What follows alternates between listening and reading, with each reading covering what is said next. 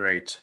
Welcome everyone to Cortico's first Oscar training webinar. I'm your host, Alfred Wong, and I'm super excited to be with you all today.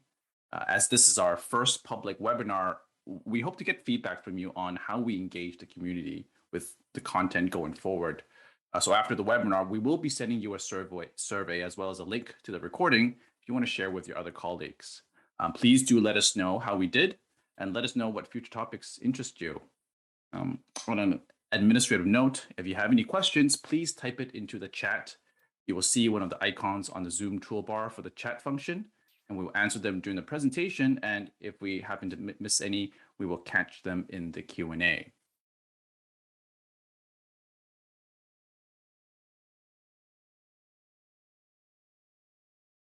So why are we here today?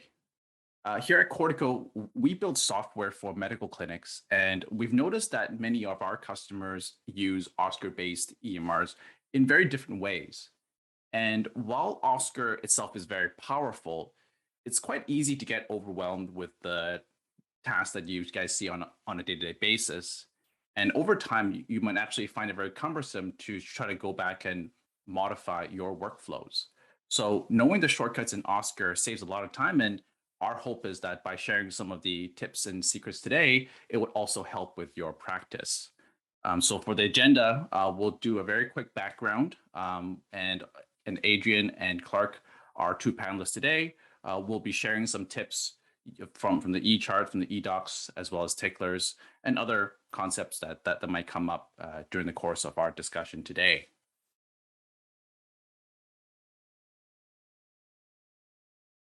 So as for me, I'm Alfred Wong, your webinar host.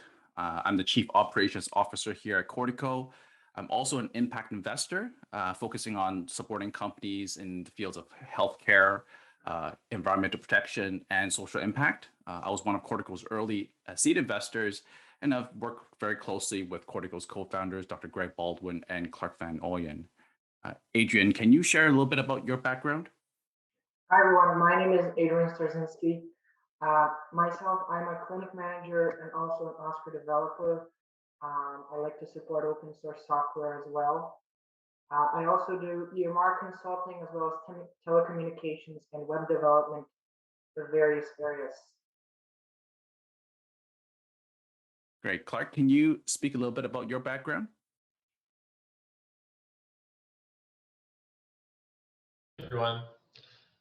My name's Clark. I have a technical background, and I'm technical co-founder at Cortico, and I'm super excited about today because in our customer success team, often, even though we don't offer Oscar ourselves, we offer a companion product, we get a lot of inquiries about Oscar, and we end up getting a lot of,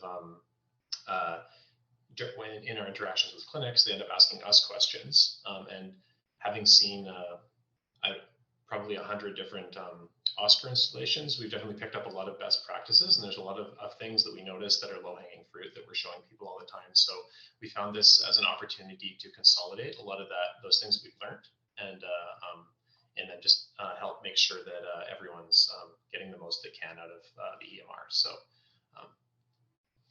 look forward to the presentation. Oh, one more Thanks, thing. Adrian. Jordan's also with us. He doesn't have his photo up here, but I've learned a ton about Oscar from Jordan O'Reilly, and he's also available for the Q&A and to provide some knowledge for us. He's a longtime Oscar expert and clinic manager from KMC. Great, thank you, Clark. So why don't we get into the background of Oscar? Perhaps Adrian and Clark, you could speak a little bit about where Oscar came for some of the attendees who may not be fully aware of Oscar and the various forks that have existed throughout the years. Yes, so in 2001, 20 years ago, the Oscar project was started by the Department of Family Medicine at McMaster University in Hamilton, Ontario. And then in 2007, the first community hub for this project was launched. It was oscarcanada.org. That's where many members of the community came together to share resources like e-forums and discussions and manuals on the system. Later in 2012, we saw a big release. It was Oscar version 12. That incorporated many of the features that we use in Oscar on a daily basis today. So it was a big event. And then later in 2015, we saw the release of Oscar version 15, which had improvements to stability, user experience, and API improvements, and many different things as well on the back end as well. And then we see the latest is Oscar the 19 community version. And this is the version that's fully supported by the community and volunteer developers and people like me as well, who try to keep this afloat and keep it going strong as it is. And because of that, we released the new version in 2022, late January, Oscar 19.5, which is available, and it has many new UI characteristics and features. So Oscar is refreshed as well. A nice new user experience available. Perhaps I'll add that most of the people that are using Oscar actually have an Oscar service provider, such as Juno, OpenOSP, Well Health with Oscar Pro, and Avros are major ones. And these guys are all forks of this open source Oscar that you see here. So on this slide, you can see the open source Oscar project milestones. And at various times in the past, these forks have been made. So there's a different version of Oscar that branched off this open source version, and that's what these companies are offering. So there are differences between the versions offered by these different vendors, but the open source Oscar 19 version is still very important in our opinion because it keeps the open source aspect of Oscar alive, and all these vendors do pull new updates from the trunk open source Oscar still today. So that's just something I wanted to elaborate on a little. And just as a background for Cortico, Cortico is not a service provider. We are providing software that connects with the EMRs, Oscar being one of the EMRs that we support. And so we look forward to identifying how medical clinics operate on a day-to-day basis so that we can build great software with great user experience in order to make your everyday very efficient. So with that, I'm going to pass the screen sharing to Adrian, who would then go directly into the first topic today.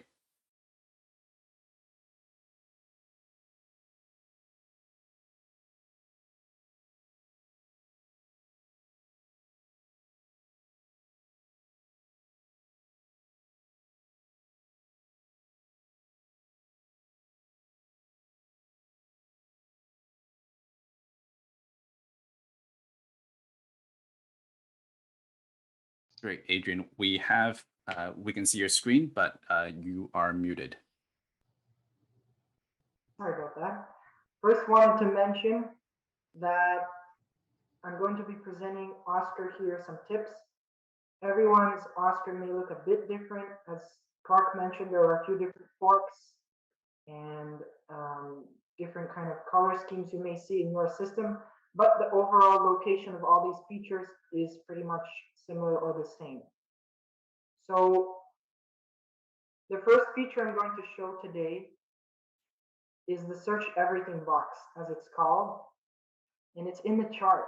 So when you go to your chart, anyone's chart, you see here obviously the encounter notes, but right above that, there's two search boxes. The one on the left, your system may have multiple, but in this system, there's a combined one. The one on the most left is what's called the search everything box, and it's actually very useful and something that not many people know of at first. So what most doctors like to use this for is to quickly insert their encounter note templates into the notes. So let's say, here's the list of the different templates in your system. And maybe you want to add quickly a template. You can type in the name of the encounter note template and select it. And what happens, it gets into your note really easily. So you don't have to copy or paste anything, you just search for it here. And then obviously you can edit your note as you wish. As well with the search everything box, as it's called, we have many other features that include searching e-forms or forms, new ones and existing ones, and documents. So for example, we see here in the demo that on the left we have an annual visit form that was created, several e-forms in a document. So let's say we want to quickly pull up an e-form from the patient's history. We don't want to go and browse forever in the list. We just want to see, okay, the annual, and we can type in the name of the form or e-form in this box. And what's important is if one is already existing in their chart, it will show you the date. So this one, as we see here, it matches, it's an existing one. We can click on that to view the existing one or add a new one by clicking new. But I want to view this one, for example, here. So here I just pulled up for you example of the search for form. Now let's say you want to add a new form. So we see we want to look up fit, for example, the fit requisition. So you can click on it to make a new one or view existing. It's really easy. You just select the one that you want to create next to new. What I see most doctors doing is they go and add a new e-form with this button, but many clinics have, hundreds of e-forms or dozens, and that's very tedious. It can be hard to find what you're looking for. Just lastly, with this feature, you can also look up documents, and you can click on the document to view the document that you're looking for. Most patients have a list of dozens or hundreds of documents, so this is really time saving, I see. Now, on to our next feature, I'm going to show you what is called eDocs.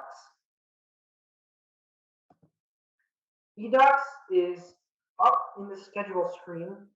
It stands for electronic documents, or basically just your clinic's repository of documents. So what this feature is, it's built into Oscar. It's basically a file sharing system that stores your documents in Oscar. These documents are not linked to a patient. These documents are in the Oscar server stored. So basically, what we can have here is either a public document or a private document. The difference is that if you want to add a document here and you select public, all Oscar users will see the public documents below here when they're uploaded under the section called public documents. Everyone will have them down here. So you can easily select a category type. So most doctors or staff use this for handouts or stuff like immunization order forms. So you would select it from this list. You can also add a new category. Then you would select the checkbox if you want to make it public, because remember, if you don't make it public, then it's only going to show up for you in eDocs under your own private documents section. So then you would enter the title. The date by default is today. This doesn't really matter in the context of clinic documents. And then you can choose your file to upload, just as if you upload any other file in Oscar anywhere. And then you click add. Okay, now I have, for example, some examples, handouts that you can see. There's a knee pain one. It's really easy. It's just a PDF, so it will show up in your default, in your browser's PDF viewer. And it's a really nice way to classify your kind of clinic handouts or the documents or basically any resource that you want to easily share with your peers. And in addition, you can also filter these. So you see here on the right, each document has a specific type that is selected when you add it. So if I want to only show handouts, okay, now I selected it from the filter view list, and it will only show me these. Now I want to see back all again. then you can see all. And it tells you what type it is. So this is a neat feature that you can use if you want to do handouts and just or anything you want to share with your clinic. This replaces the need for Google Drive, or I know other clinics store things on USB stick or email back and forth between each other. If you have multiple staff or something like that, this is a great way to minimize that, and you can store everything all in one area in Oscar. Okay, and you can also download multiple documents by selecting them and clicking Combine PDF, which I see used is if you have someone for diabetes and you have a whole bunch of handouts you want to give them, you can select them and then click Combine PDF and it will download one document instead of having to go in manually. Okay, this is the eDocs once again, the eDocs feature. To add document, once again, you just click Add and easily fill in all this. Adrian, can you describe the difference between the button Save as well as the Sign and Save and Verify and Sign? And what button should we click to show our notes viewable to all providers for a certain patient? So I see this question is regarding the chart. It's regarding the chart. So just briefly to tell you what it is, it's sort of the permission scheme is very complicated. Who gets to see which notes? I can't really dive into that right now because that's all set on the back end. But normally, if you want to just sign a note like I did without billing, you click Sign Save. The Verify and Sign button is used for kind of practices where you have a medical student or someone, and when you click this, the status of the appointment changes to a color that, for example, the attending physician says, okay, well, I see that I already reviewed this note. I click this, and then they know, just think about a hospital setting or somewhere where all the residents or medical staff notes need to be reviewed by someone higher up. And this is a nice way to just see easily who verified, we have resources for this that explains all of this posted on worldoscar.org. That is the community site that has instructions on all of this. Okay, thank you. Now, I'm going to dive into our next tip here, and it's on Ticklers. So the name may sound a bit odd to some people. First, in Oscar, Tickler. Well, Tickler is just the Oscar word for task, basically task or reminder or anything you want to track, easily track and select a date. Basically, it's an all-in-one reminder system that can be integrated in Oscar. So, for example, from the chart, let's go into someone's chart again. And we see here, obviously, there's a chart. Let's say you're a doctor, you want to tell the MOA to send something to the patient. Okay, send a handout or just call them for lab review or anything you want to assign a task. So you see, as long as your user has permissions for Tickler, there's a Tickler section here. You would click plus to add a new one. And when you're creating one from the chart, it gets automatically linked to the person you're creating it from. Okay, now this may look again different in your system, a bit different color scheme or where things are placed, but the overall concept is the same. The service date, think of this like you're making yourself a reminder. You want to have this task show up to you on this and this date. So let's say you want to remind your staff to book them for an exam in 6 months. So you can select that from the calendar here, any date, and then this task will be linked to that date.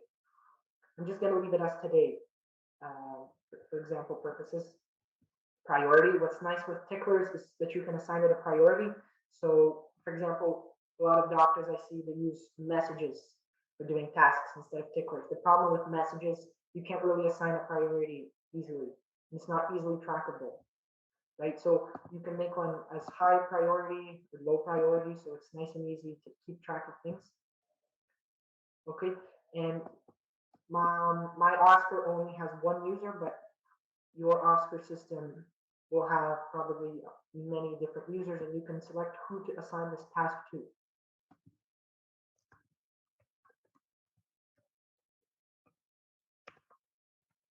So you can type your message here in the reminder message. Some of your Oscars may have a drop down to select a message to pre-fill, but the overall concept is the same. You just need to select your content for this, and you would click submit and exit. And that what that does is it submits the tickler and closes it. And once you do that from the chart, it will also show up here. Okay, the date of it. And what's nice with ticklers is you don't have to be in the chart to view it. It's nice and easy. So let me click the exit button down here to exit the chart. And then when you have a tickler assigned to you, it will show up on the schedule just like you have a new inbox item or a new message. It will show up. Okay, an indicator. And here again, this is your tickler overview page. So this is your tickler management. Most people have, 5 to unlimited amount. I've seen hundreds of ticklers assigned to one person. And instead of, like messages are set, you have to find them manually. And once you mark read it, then it doesn't show up an indicator anymore, etc. Messages are not meant for tasks really. With ticklers, you have all the ticklers right here. Okay, so here's your priority, your tasks assigned to the message, the status. And then again, you can easily filter the status, what you're looking for. If you want to see high priority, you can filter that. And also, you can see ticklers that are assigned to other users. So with messages, you can't check another user's messages inbox. So if you assign a message to someone, let's say an MOA and their OA, you can't really check their inbox except for log in as them and see. So most people, you can't really do that. But here with ticklers, it's flexible. So you can see who is the creator, filter those, or see who it's assigned to as well. And you can also edit who this is assigned to. So with a message, for example, you can't edit who the message is assigned to. But here you can also add tracking tasks, which is just my test message here. Let's say you called the patient, no answer. You want to just make a note of that, but keep it in your inbox and try calling them again later. So you can write anything you want here. Okay, and then you can change the date, who's assigned to anything here. Really easy to change all of this for a tickler. When you're done changing one, you click update. And here your message gets appended down here. Okay. Under the message column, what you added will show up. And when you're done with the tickler, you can check it off and mark it as complete. I tell people don't delete ticklers because deleting is only used like when you're deleting an appointment and you made it by accident. But when you're done something, you want to complete it. So you click complete. Don't worry, this is all logged. Everything is linked to the patient. So it's not going to be disappearing anywhere, all of these statuses. Okay. And I tell people don't use ticklers for communicating between office staff if you're expecting a reply. So if you're asking your MOA a question and you're expecting them to reply, well, you can't really reply to a tickler except for update the message of the tickler, right? Whereas with a message, you can reply and the person gets the indicator at the top and then you can see. So Adrian, in that particular instance, how would you recommend doctors and staff communicate if they were currently using the messages to communicate with each other through the ticklers? So ticklers are meant for reminder tracking and task tracking. So as I showed where you update a tickler, when you update a message or update the status, this number, your indicator here is not going to change. Whereas, let's say you write, a doctor or a staff a message is right here. You send them a new message and they reply to your message. So not to dive in too deep into messages, but when you reply to a message or someone sends you one, we'll send one to ourselves. Okay. Oh, I didn't set it up yet, but when you send someone a message, it will just notify you over here. So you'll see a kind of indicator with the number of messages you have on read, just like with Inbox. Okay, so it'll show up here. With Tickler, once again, they do not do that. Now, sorry. I saw Jordan had some thoughts. So maybe when there's a good moment, he could also share how his clinic's using Ticklers if we're ahead. For sure. Just before we go on, I want to briefly show how you can link a tickler to a document. This is just something that I find very useful. The doctors as well. Let's say you're in your inbox and you have a fax or something that's on a document that was assigned to you. You can link a tickler, once again, to a document just by creating the tickler from a document. So each document, each lab report has a button here for tickler. Let's just do a test one to ourselves. Once you write your tickler from a document or from a lab, let's just do one as well from a lab, for an example, quickly here. So I'm just going to once again do a new tickler from a lab result. So I just click tickler.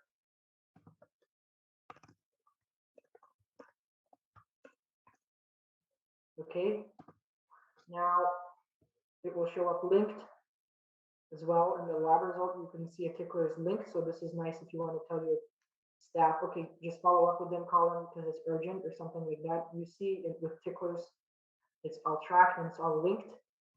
And when you go to your ticklers overview, you see I have 2 new ticklers. When you create one from a lab or from a document, you can click ATT, which basically stands for attached, and it will show whoever is looking at it what they're referencing. So for example, here, we went into a document from our inbox and we created a tickler from there and it's attached. So this is very useful when you want to tell someone to do a task, like to follow up on an x-ray report or something. You can just do it nice and quickly from your lab or from your document or anything in your inbox. Okay. So Jordan, you would like to share something about your clinic, how you use ticklers. Yeah, so more or less like just on Johar's question, just more or less ticklers and stuff like that is a good way to be able to see what's coming for the day before. So a lot of the times at our clinic, our doctors will kind of write all the ticklers the night before and they'll assign them to like a account called MOA or desk front or front desk, that sort of thing. And then in the morning time, the MOAs log in and they say, okay, let's look in, like on Adrian's screen here, if you see assigned to, you can type in desk front create report or whatever the front desks assigned to is named, and they can see everything that the doctors want the MOAs to do at that very moment in time. And it's kind of easier for the staff to make sure that no one's treading over the same task. Whereas if you send a generic message to every one of the staff members, or you'd have to assign it to a single staff member and ensure that 1, they're working, 2, they're able to handle the task before they're off. Whereas kind of if you have it in a generic setting like this where there's a task, everyone has kind of visibility to it and it's quite easy to see, hey, this task has been sitting here for a day, let's make sure that gets done, or this task has been sitting here for a few hours, this was more urgent, let's do that now. And another thing, just like Adrian said, using the like urgency thing, whether it be normal, high, or low, when the MOAs are kind of in the morning triaging, they're able to see the highs, and that's something that you can make sure are called first, and then they can go to the normals and go to the lows. So some of these things are just a lot easier for triage where it comes to like staff calling out for the office. Can I throw a broad question? I'm curious for Adrian and Jordan. For the clinics that already use Ticklers, perhaps not in the way that you described, and we can definitely see value in that. How would you recommend clinics that already use Ticklers to be able to be more efficient in handing off Ticklers and tasks to their staff, and for staff, if they're overwhelmed with Ticklers and messages, what would you recommend those clinics do? Well, I would say just to start is anytime you send a tickler, there's a patient attached to it. And it's a very easy way to either look up which patient it is and what the doctor's referring to. So you can see it's test patient and they're referring to this result here. So when they're actually speaking to an MOA, the MOA has a patient, the result that they're talking to. If you send a message and just say, hi, this patient had some results to follow up on, can you take these results and send them to doctor so and so? We as staff have to go into the chart and try to figure out which result the doctor's talking about without the doctor stating like, hey, I'm talking about March 16th, 2020 PFT results. Can you forward them along to the office? Meanwhile, they can just hit tickler and send that directly to the staff, and the staff can say, hey, I need to send this to this doctor. No problem. It cuts out the middleman on a lot of tasks, and it's kind of very straightforward to see what they're referring to. And if you have a question, you can always quickly pop back and talk to them. But most times, because you have the patient's name and you have exactly what they're talking about, it's a lot easier to triage a task and spend less time kind of thinking about what needs to be done and just do what's asked kind of thing. Yeah, I would just mention as well, to make clinics more efficient, I would strongly stick to this where you only use messages where you expect a reply. Okay, so don't send a message just to say, okay, follow up on this if you're not expecting a reply. And use ticklers always for anything or any reminder or any task or anything really that you aren't expecting a reply. You just want it to be done. Okay. So don't, because it's hard to, you can't really reply to a tickler. You can only update it. Okay. If I could just pull on that thread a little bit, because Jordan, you mentioned that at your clinic at KMC, a lot of the doctors do the ticklers. They set up the ticklers the night before. So I'm sort of curious if there is a process that could potentially be improved, and enable doctors to be able to do ticklers at the time of the patient consultation. Have you seen that? Has that been efficient, or do you feel that the doctor's process where they do everything at night, the night before MOAs actually get a chance to work on the tasks, has that been effective for you at your clinic? It's more or less, I would say, Alfred is just an example. Doctors do write ticklers throughout the whole day. A lot of the doctors do work like, let's say, a 9 to 1 or a 9 to 3, a 9 to 4, go home, spend some time with their kids. At the end of the day, they're kind of going through their inbox, and that's more or less when they will actually pass on like messages to staff. But ticklers at clinics come in all day, like whether a doctor sees a document at 8 o'clock and sends a message about it or a tickler about it to kind of have it handled, or if it gets done at 10 p.m. when they're going through their inbox. It's just more or less with having all the tasks in one area, you're able to see truly what needs to get done. And you can also, if they're not already marked as high or low or normal, you can say, hey, like these 10 people need to be called in. Let's call those in. Then we'll send out the requisitions, because the requisitions are a little less urgent, or you can kind of triage your time. And it's just kind of working in a collegial sense. You can kind of have 4 or 5 people in there saying, oh, I've got Deborah, I've got Susan, I've got this, and they can all pick one and they can see when the task is done, rather than having messages directly to an MOA where an MOA might be off for 3 or 4 days. You don't quite know if they got the message, and you kind of have to rely on them to get it back to you. And there's no way for like external tracking, but with having it like go through Tickler myself, I can look through the list and I can search every single doctor, every single staff member to see who's been doing them, who hasn't been doing them, kind of if everything's being handled in an organized way. And then as well, if there's ever like an issue where it says like, oh, I sent a message to the staff member and I never got a response, well, I can say, let me look. I can look at completed ticklers and say, oh, this was sent at this date, it was completed this time, this moment. I think just overall, it's a lot of easier process, and there's more of an audit log rather than kind of direct messages for task like events. Thank you, Jordan. I was sort of curious, and I have a whole ton of questions that I can ask Adrian, Clark, and Jordan. But I want to launch a poll to get a sense from you guys what you want to see, what pain points that you guys have, and perhaps in the next 10, 15, 20 minutes of the panelist Q&A, we can sort of address some of the pain points as well as some of the questions that I had wanted to ask before.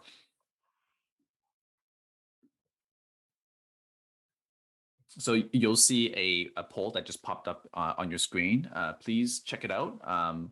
We'll give it about 45 to 60 seconds. Please do let us know what are your pain points and what areas potentially we can discuss more for this particular webinar or potentially for future webinars. And if your biggest pain points aren't listed there, please just ask your questions in the chat, and we're happy to help out with anything specific if there's anything we didn't cover today. So looking forward to hearing from you guys.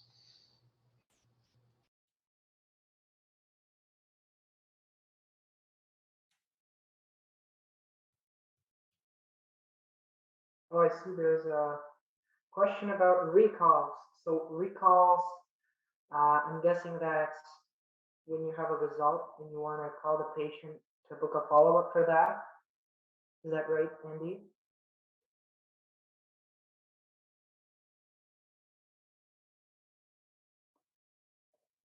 Yes, okay. Yes. Okay, so I see exactly what you mean. This does take a lot of time from the MOA. The reason is because the doctor previously, before you start using Ticklers, you would be sending them probably a message or something. And the message, it's not linked to the result you're referencing. So the MOA doesn't really have context. And especially when you have, 20 recalls, the list of messages gets really big, really big, and you can't really filter by patients and messages. So moving on to Ticklers, the way you optimize recalls is you create a tickler for every recall you want the staff to do. Ideally, the tickler is linked to a document. So as I showed you, you can go to your inbox or to a patient's document and click the button at the top that says tickler. And when you click a button called tickler from a document or from a lab report, and assign it to your MOA or whoever you want to do the task, like the recall, then they have the context about what you're talking about. Because what I find, if you just say, okay, book patient for follow-up for their latest lab results, or for high blood pressure, something like that, or fracture. Well, what happens is when the MOA calls the patient's like, oh, what date? I have 1,000 results. I want to know what you're talking about. Okay, well, if the MOA doesn't have a context, then it's kind of hard. They have to waste time, and it takes more of their time. They have to look in the chart.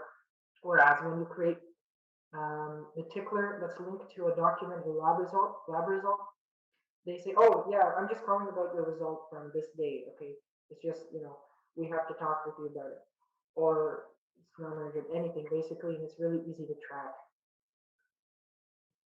Okay, I hope that helps. Please let us know if you have any other questions. We're here. Thank you for filling out the poll. I'm going to share the results because it's very interesting. Here, the top pain point is constant incoming phone calls. And Jordan, I recall that we had a conversation about this a while ago where you sort of described how at KMC you optimized the phone communication. Do you mind sharing a little bit about that? It seems to be top of mind for our attendees here. Yeah, so originally we basically had, I would say, 2 people for about 8 hours a day answering phone calls, and it was really unmanageable. A lot of people were kind of saying, oh, I have a sore throat, or oh, I have this medical illness and I need this and this done. And a lot of it wasn't stuff that even staff could really help with or help manage because they're not medically trained as such, like a doctor. So one of the things we kind of did was we did basically start using Cortico. And with that, we've basically reduced our call volume to practically none. We do a lot more email-based communications, but just opening up scheduling and stuff like that for patients 24/7. We've kind of found that a lot more patients are just knowing procedures and knowing that, like, if I have a medical question, what I'm going to do is I'm just going to book with the doctor, and the doctor's available on this date, and they kind of have a freedom to choose what works for them, rather than calling and saying to the MOA that they have all these issues, that they need an appointment, and then the MOA has to then go search, and the MOA offers like 4 or 5 times. I have Friday at 1 o'clock. Oh, I have a dentist appointment. Okay, I have Saturday at 2. Oh, I have this. And it's more or less just trying to make their schedule work and try to accommodate, but that takes a lot of time. So with kind of the system, it shows what's available, and the patient has more of a freedom to say, like, yes, no, in a split second, saying, no, that doesn't work, search different days, search different times. But another thing, just with the email, a lot of the times, like, you can better triage emails by basically having, like, not a vacation reminder, but a notice that goes out every time someone emails, and it says, like, if this is a medical question, we're unable to help speak about it. If this is a question for clerical staff, we can give you a hand, and we'll email back within like a couple hours. So we tend to have about an hour, 2 hour tops email turnaround time. And we've kind of noticed, as we kind of employed this, more and more people start getting used to what's appropriate for email, what's not appropriate for email. And they kind of start triaging their own problems to whether they need to book an appointment or whether they can email into the staff. We do like walk in, we do phone calls, we do a different mix of everything. And I think from having more and more different options for patients, it's a lot easier for people overall to kind of get access to us. And I see Chandra has a question about seniors. So you'd be surprised, I would say. I know that there are definitely seniors in certain families that have kind of issues with computers or email and stuff like that. But what we've noticed overall is that there are people who are in their 90s, in their 80s, in their 70s, in their 60s, in their 50s, in their 40s that all are actually able to use Cortico. It's one of the things that we've found that's pretty simple, and I think that's the way it was designed. And I think overall, basically, whether it's the patient directly or a patient's family member, they're able to kind of help navigate that with them.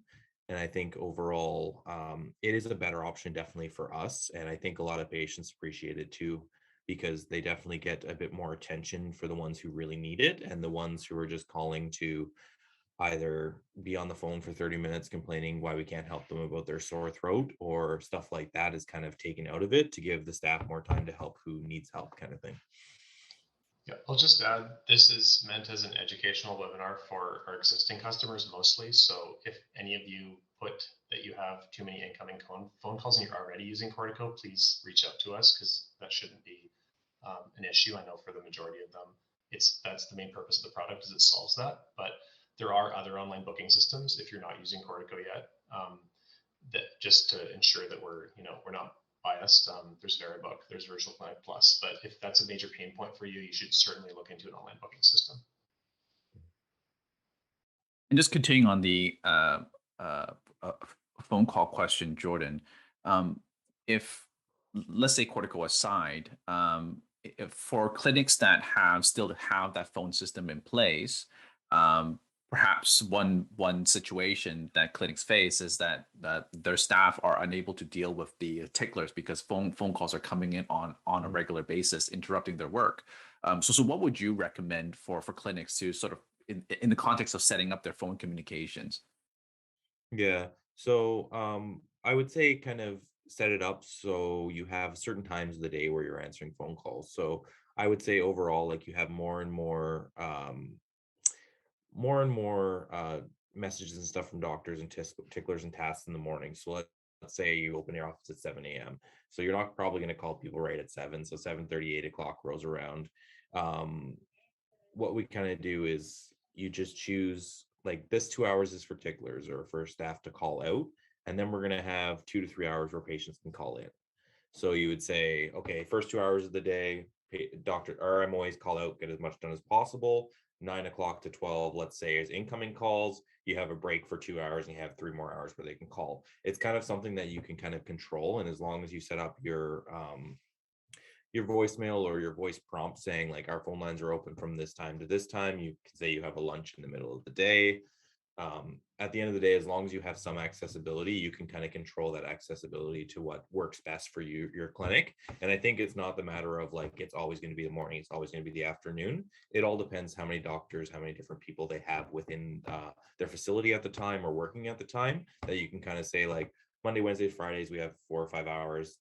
Tuesdays and Thursdays, we have 2 or 3 hours in the afternoon. I think it's just more up to the individual clinic, but there's definitely ways to kind of make it mesh with what you're able to kind of do.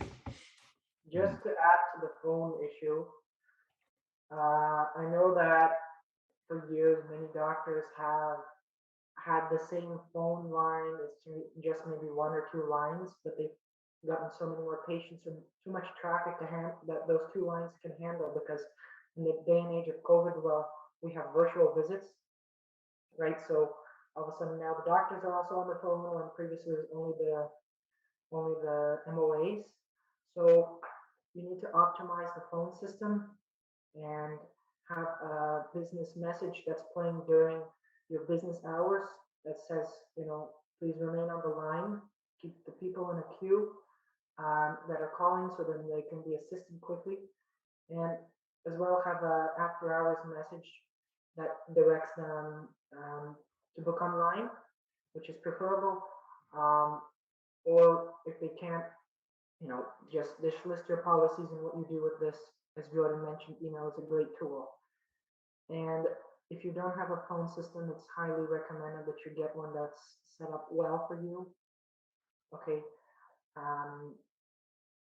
I offer that if you want to contact me. But most of all, you need to optimize the calls to kind of diminish them, because once people speak, I noticed they get used to talking with the MOA always to book appointment. Well, then sometimes that's the problem, because MOA wants to direct their time on the more important things, right? And just as Balchandra mentioned, exactly, cloud phone systems are the new norm. That's what everyone is using right now. They're all basically unlimited phone lines. So when I set up a system for a doctor's office, they can everyone can be on the phone at the same time. There's lots of different solutions you can choose from, but it's you have to make sure that on your message you're telling people to go online when you get online booking. Mm-hmm. Thanks, Adrian. Thanks, Jordan. I want to address another one of the pain points that was brought up in the poll, and it actually does relate very closely with the incoming phone calls. And I'll throw this question also to Clark as well. In terms of patient communication, what have you seen in terms of how patients communicate with the clinic? Is it generally trying to book an appointment? Is it generally trying to get information about the medical clinic itself and services? Could you sort of characterize how different you've seen clinics that use Cortico and clinics that don't use Cortico? What's the general type of phone calls and communication that's seen? Is that for me? Sure, Clark, please. Right.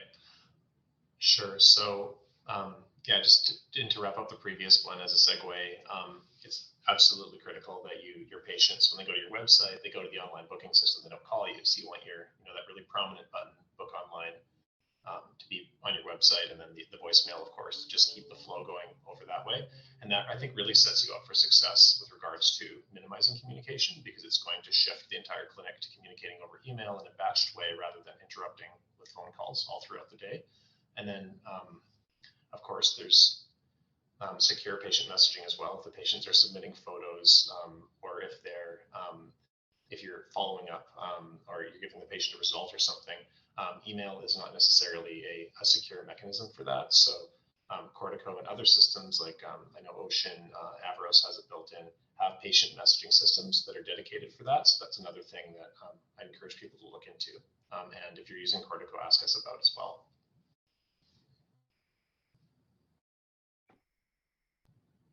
I'm interested if there's anything else about patient communication that's more specific that anyone wants to put in the chat, though, because it's actually quite a broad set of pain points. Clark, it might be useful if we could sort of describe the vision behind some of our beta features that we're intending to consider. Things that we've already kind of tested it in an alpha stage, but it might actually drive some interest, and perhaps we could have it as a separate webinar topic if it interests the attendees today. Right, yeah. So the patient messaging system is one of the newest things that Cortico's been working on, and we will have a future session diving into demonstrating that. So I think I don't want to go into too much detail on it because we're getting a bit low on time, but we'll certainly extend the invite to everyone here if anyone's interested to join that session.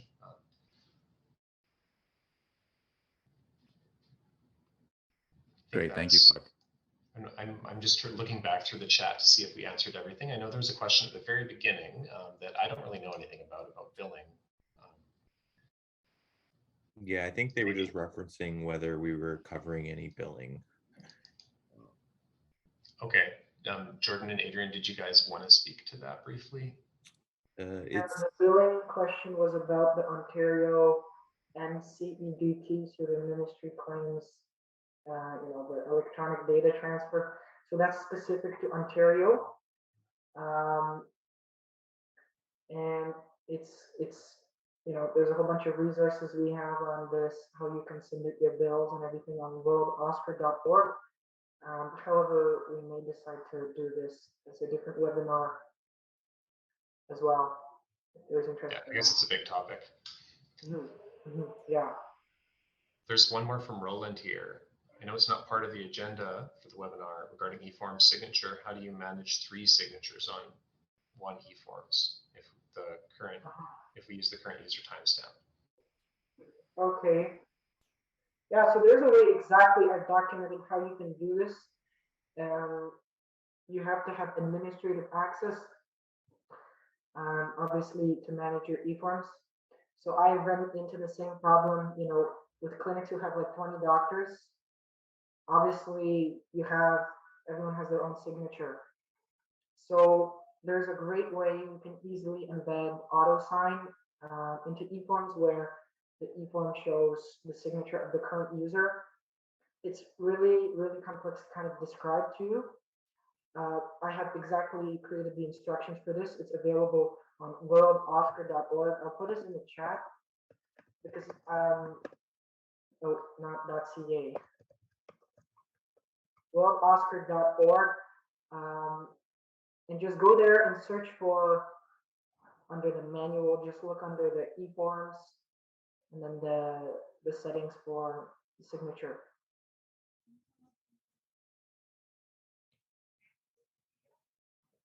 Another question there is how can we add an eForm to the eForm library? And I'm not sure if we need to screen share for that, but it is, I think, pretty straightforward. I remember how you go into administration, manage eForms, and then it's just, there's an upload button there. So if you have a zip file from one of these sites, you can upload it there. You can also create your own from that interface, but I think it's pretty intuitive if you just navigate to that area of Oscar. Yeah, so exactly like Clark said, is if it's a zip file, you just upload it. If not, there are many YouTube videos and stuff like that. If you hit like how to make an eForm in Oscar, it'll actually run you through the steps for you to actually enter in all the boxes on the eForm yourself. Once you kind of get 1 or 2 under your belt, it's quite easy to kind of be able to make them, but most of everything is available in a zip file, whether you search it online or search it at like one of the Oscar sites. Yeah, so I don't think we mentioned this, but worldoscar.org has like thousands or 100. Why did I type .ca? It's worldoscar.org, and it has thousands of different eForms. So I highly recommend you go to this website, click on eForms, and browse for the ones that you want, import them into your system. There's also instructions there created step by step for you. How to import them into your system, and this saves the most time as well. eForms.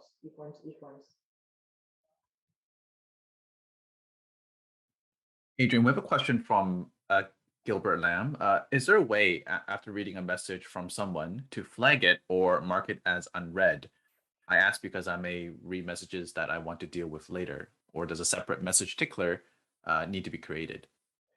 Yeah, okay, so messaging, great. Of course, you can mark messages as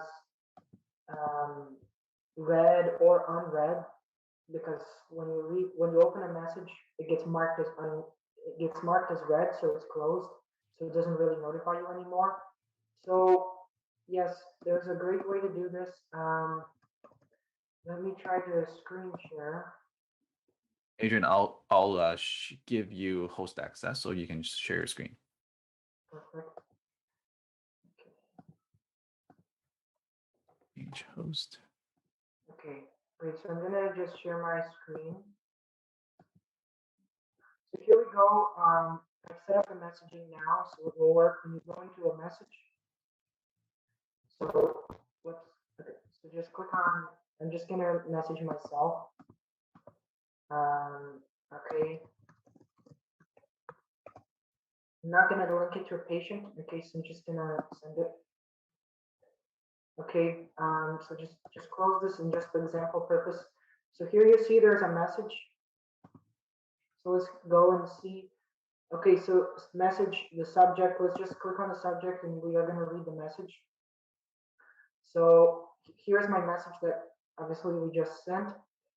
So I see what the question is because you don't really see an option here to mark it as unread. So what you have to do is you have to go back to your inbox.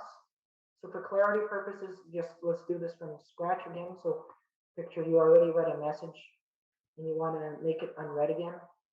So you get notified because once you mark it as read or read it, then it doesn't notify you. See, there's no more, as there was a minute ago, the number here. So go into your messages. You have to select the one you want to mark as unread and just click the button. Okay, now it will show us unread. So, and then when you go to the schedule and refresh, you know, here's your unread message that you can see. Yeah. Just one thing, Adrian, I've noticed it's not in all Oscars. Oh, really? So in some Oscar versions, you actually cannot mark a message unread because I actually just tried it live here, kind of on my side. So depending on your Oscar version, you can mark it unread, but for some, you may not be able to. But you would see it where shown if you are able to. So apparently it works in Oscar 19 and not in Geno, has a couple of data points there. Yes, so that's basically, I only have the archive button. Yeah, some Oscars don't update the, just comes to mind, the tally of the number of unread. So I think as well, Juno, you don't have that, but others I know they don't do that. They don't, you know, update to show you how many unread you have, but most do, fortunately. Thank you, Adrian, and thank you, Jordan and Clark. We're a couple minutes over our time. You know, this recording is will be made available, but as I mentioned early on, after this webinar, we will be sending a survey, and we hope that you give us some feedback on some of the topics that we discussed today, as well as share some of the topics that you would like to see from us going forward. This is our first official public-facing webinar, and we want to hear some feedback from you, however critical it is. With that, thank you for attending. Again, my name is Alfred, and I'm the host and Chief Operations Officer here at Cortico. Thank you very much, and I hope you have a good rest of the day. Thanks so much, Alfred. Thanks everyone for coming. Thank you.